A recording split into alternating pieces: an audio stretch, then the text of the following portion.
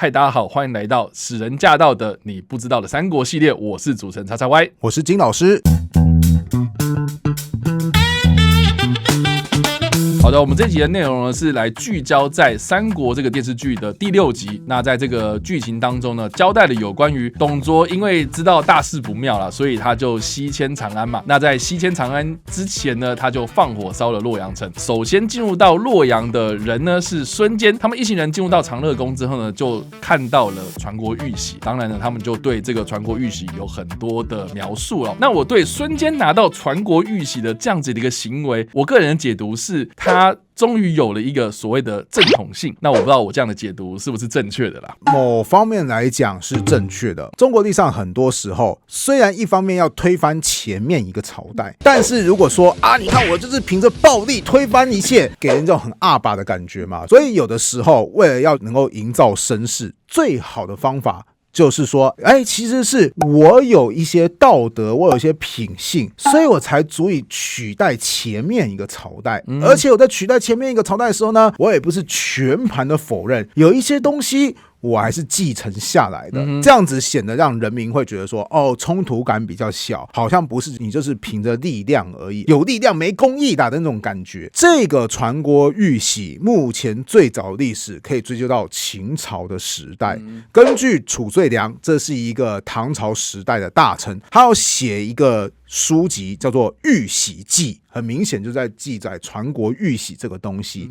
里面有一段话是说：始皇既并天下，取赵壁琢而为之，方4寸，扭5盘楼面，曰：受命于天，既寿永昌。丞相李斯之小传也。意思就是说，秦始皇统一天下的时候，他就把赵国的玉璧雕琢成了一个玉玺，玉玺上面还有8个字：受命于天，既寿永昌。当然啦，不同的地方有说这8个字有不同的版本，但是我记得电视剧里面他真的就讲这8个字啊，毕竟这个是最有名的版本。OK， 而且还会告诉你说，上面是用李斯的小传来描写的，因为小传它是秦朝时期的官方文字啊。那李斯正好就是小传的奠基者之一，就显示说你看这上面的字本身就很有来历，尊爵不凡哦。然后呢，另外一个史料《文献通考》就说，高祖入咸阳，秦王子婴以玺降，其玺乃始皇蓝田玉玺。意思就是说，当时汉高祖攻入到了咸阳，也就是秦朝首都的时候呢，最后一代君主子婴就带着这个玉玺投降了，所以就是汉家继承了秦朝的玉玺，继续拿来使用，所以才叫传国玉玺嘛，对不对？那这个传国玉玺呢，后来基本上只要是有新的政权起来，都会想要说，一个国家最重要的就是那个玉玺嘛，象征那个权力，因为你要发布任何命令的时候都要盖章认定嘛，对不对？所以谁握有玉玺，就代表谁获得了国家权力。这也是因此为什么我会说你讲说孙坚获得玉玺是不是获得所谓的正当权利呢？某部分来讲是的，但因为毕竟不是皇帝传给他的嘛，他找到的嘛，没错，所以这个好像有待商榷啦。因为像我们后来讲到西汉的末年的时候，后来有一个外戚王莽，他开始逐渐就崛起了嘛。最后王莽决定说那我就直接推翻汉朝我要成立新的朝代顺带一提，他们朝代名字也很奇怪，就叫新是新朝对。那王莽为了赢得正统性，就找他的亲戚去向汉朝讨要说，那这个传国玉玺就应该给我了对，注意我刚刚有一个名词叫做外戚王莽。什么叫外戚？外戚的意思就是说，皇帝本身他不是有爸爸跟妈妈吗？那爸爸当然是跟自己同一个姓嘛，爸爸姓刘我也姓刘嘛，对不对？可是注意女方的亲戚不是跟你同一个姓的那其实汉朝有一代皇帝，他们娶的一个后宫妃子姓王。汉朝其实后来很容易发生这个状况，就是皇帝死了，下一代皇帝接班。那下一代皇帝有一段时间呢，因为他可能经验不太熟悉的关系，那怎么办？答案就是妈妈会出来管一下事情。那妈妈管事情的时候，就要重用一些人马，重用谁呢？他的亲戚。对他的亲戚嘛，对。所以这个王姓妃子呢，后来逐渐崛起成为太后，就是皇帝的妈妈。妈妈开始帮你管事情也大量启用王室的族人。王莽就是其中一个，所以很有趣王莽这时候讨要的对象其实就是这个太后了，就说咱们也都是亲戚嘛，现在我要取代汉朝了，你也支持我吗？对不对？传国玉玺给我吧。结果这个王太后就开始崩溃了哈，就表示说，我当初任命你是想扶植汉朝的，结果你反而把汉朝给灭亡了，你这个乱臣贼子，谁要把这东西交给你？于是就把这个玉玺扔到地上去，把那个亲信给吓了半死，说万一砸碎了怎么办？捡起来一看，发现好在大致上没碎，但是有一小角被敲落了，所以后来就用黄金去弥补那个小角落。对，这是另外一个传国玉玺的故事。但是从这边也看得出来，真的就是谁想当皇帝，你就要先获得这个玉玺，显得你很有正统地位，更显得说是，你看是前面那个朝代愿意过渡给我的哦，不是我强迫他哦，是他连他都认可我这个新朝代才会出现。这也是刚刚XXY讲的一点，就是你说孙坚是不是获得了正统性？没有嘛，也不是皇帝给你嘛，是啊，是你自己捞起来的嘛，对不对？就好像今天走在路上，你突然说我捡到100万啊，那你100万真的是你的吗？我捡到了嘛，对，你捡到了嘛，对不对？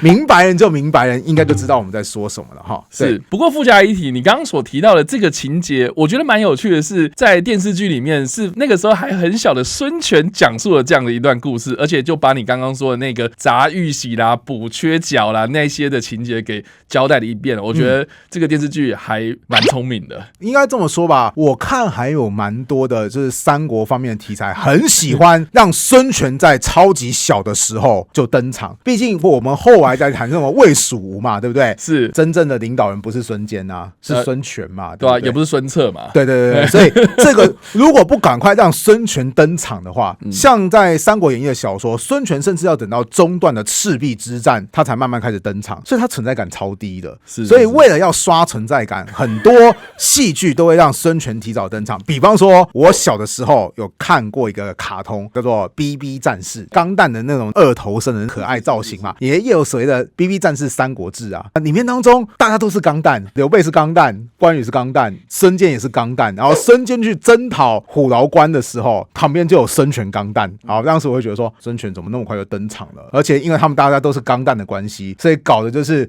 孙权其实跟孙坚长得差不多高，然后就让我觉得非常非常的好笑。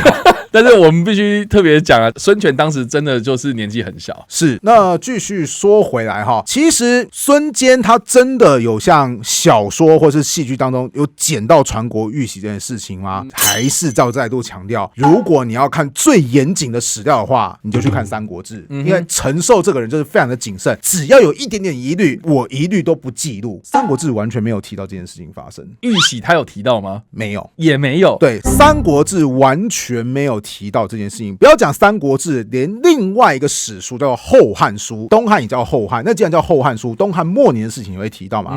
后汉书也没有完全提到玉玺到底是被谁拿走的这件事情。哇，那《三国演义》为什么要加这一段呢？因为其实在其他的史料当中是有记载这个玉玺的下落的，在吴书，一听吴就知道嘛，这是东吴方面所记载的史料嘛，就是孙家那边的人讲的。对，他有段记载是坚入洛，扫除汉宗庙，此以太牢。监军城南贞观井上，但有五色器，举军经过。意思就是说，怎么有一个井上面，哇呀，那个空气都有5种颜色那这个瓦斯泄漏吧，还是怎么样？这也太夸张了啦！对啊，所以全军都觉得说，这发生什么事情了？有异象这样子。对，好。兼令人入井，就是你给我下去井水那边去打探一下。又是个惯老板的，他以前就是嘛，他现在再来一次嘛，对不对？哈 ，OK。探得汉传国玺，文曰：受命于天，既寿永昌。然后接下来又交代，那为什么传国玺它会掉在这个井里面呢？是说黄门、张让等作乱，就是当初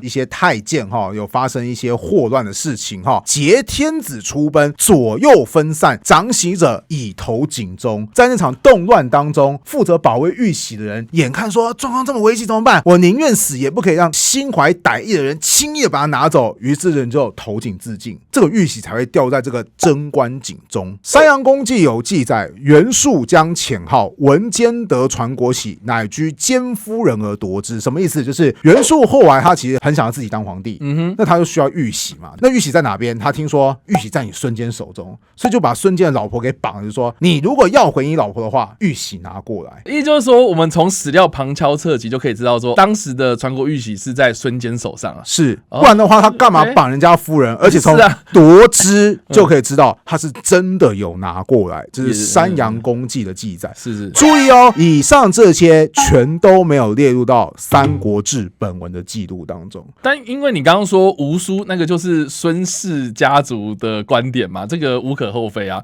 那你刚刚说的这个山阳公又是什么东西呢？山阳公其实它是什么呢？汉献帝，汉朝最后一代皇帝，是他后来不是被曹魏逼着禅让嘛，就是交出皇帝宝座嘛。那他不是皇帝之后的获得封号就叫做山阳公。所以这山阳公记有点像在交代说汉朝最后的那段时间发生了什么事情，所以叫山阳公记。那为什么陈寿不把它编进到《三国志》里面去呢？这个时候就要提一个我非常喜欢的人物，这个人叫做裴松之。裴松之他其实是魏晋南北朝时期的人，很多人都说《三国志》好归好啊，严谨归严谨啊，但就是太严谨了，里面很多内容都很短啊，让人看了觉得说知道是知道，但好像有些东西不太清楚，所以当时的皇帝就命令裴松之说，你可不可以继续考察《三国志》的内容，帮他补充，然后更完善。那裴松之他就是列举了超级多的史料来作为注释，所以有人说《三国志》它是经典的史书，但离不开裴松之的注释，因为裴松之他把各式各样的史料都加进到里面去之后，他还会告诉你说为什么史料有些可以信，有些不能信。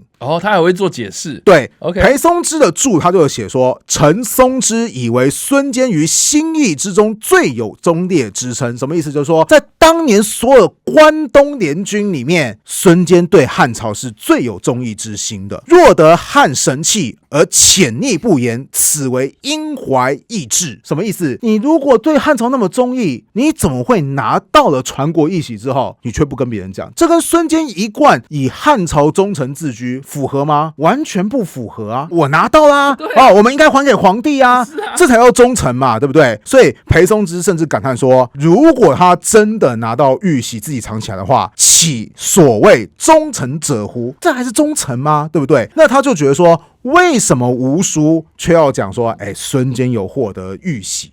吴使欲以为国华，而不知损坚之令德。什么意思？就是说吴国那边的史官，他为了给人家说，从孙坚那个时代，我们其实就拿到正统地位了，因为拿到玉玺就拿到正统嘛，对不对？所以你看，孙坚那个时代就拿到玉玺，我们吴国是有延续汉朝的正统地位的。裴松之就说，你吴国的大臣为了要强调你吴国的正当性，你反而把这个东西扣在孙坚身上，你就让孙坚从汉朝的忠臣突然变成一个平常说的忠义，但实际上心怀恶意的佞臣。你这个还真的是对你祖先有敬意吗？所以当时裴松之说话说得非常非常的重，大概也是裴松之非常非常佩服孙坚对汉朝的忠义。那这边就来解释一下，那为什么吴国的人就是宁愿孙坚本身的私德因此受损，都要强调说我们曾经获得过玉玺哦？因为大家看后来所谓的魏蜀吴三国嘛，曹魏地位从哪边获得的？献帝啊，对啊，献帝逼他禅让，就算是被逼的，人家也把仪式走完了嘛。是啊，是啊。顺带一提，当年禅让完之后，曹丕还得意洋洋说啊，我以前就听过禅让这个东西，我现在终于了解禅让是什么了耶！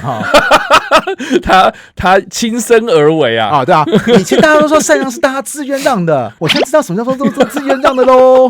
曹丕这人其实有时候讲话有点。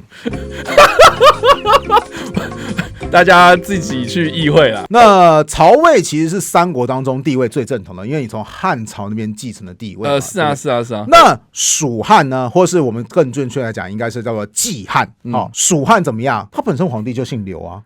对啊，因为他就说他是皇室宗亲嘛，中山靖王之后嘛，所以曹魏那个是逼人家是假的，我这个刘家才是真的，对嘛？都是同姓一个刘嘛，对不对？所以你要说刘备这边也有正统地位，也说得通。那你吴国到底算什么？你有让汉献帝承认过你吗？没有。你姓孙，你不姓刘。如果自立为帝，你就跟所谓的正义或是传承完全一点关系都没有，你就是一个在乱世当中找到机会自立为帝的汉称这一支。这传出去多难听啊，对不对？所以就要来个传国玉玺嘛。没错，所以这就是为什么吴国的大臣宁愿让孙坚的私德因此受人质疑，都要说其实我们也是正统啊，虽然说是捡到的，毕竟我们孙坚是获得了玉玺。然后记得那句话，受命于天，上天都让孙坚掌握到了玉玺，难道不就代表着说我们吴国其实是上天才真正认可的正统者吗？不然那个玉玺为什么不是被其他人拿走，而就偏偏被我们捡到？所以我们吴国其实也是很正统的。这是算是为什么会有这个传闻的整个脉络逻辑，也是为什么《三国志》他完全不做任何孙坚拥有玉玺的记录，因为在他看来就是这太荒谬了吧？你孙坚平常对汉朝非常非常的忠义，怎么会在关键时刻自己怀有私心呢？好了，我们讲那么多，那我还是很在意一个问题啦，就是传国玉玺真的跑到孙吴去了吗？其实在另外一个史料叫做《江表传》，他曾经有写过一句话，就是说太康之初，孙好送金玺6枚，无有玉，名其未也。这段话有什么意思？我们后来都知道嘛，三国最后是被西晋王朝给统一的嘛。是当时是西晋王朝的太康年间，所以才会叫做太康之初，就是太康一开始初期就打败了最后一个割据政权东吴。当时东吴的君主孙皓，为了表示说我完全的投降，就把很多东西都交给了西晋王朝，其中就有金玺6枚。注意，那个玺是用金刻成的，当然这个金有可能是铜啦，不一定是真正的黄金啊。但注意，它是金属，不是玉啊。对啊，传国玉玺它是玉啊，没人是传国金玺啊。给我翻译什么叫金玺，对不对？所以其实江表中告诉你说，都告诉你是金玺6枚了嘛，没有玉啊，够清楚吧？我们到底有没有拿？就没拿嘛。这是江表传本身的说法。所以史料本身之间是会互相打架的。一个优秀史家就要在不同有冲突的史料当中，你要去决断说到底哪些可信，哪些不可信。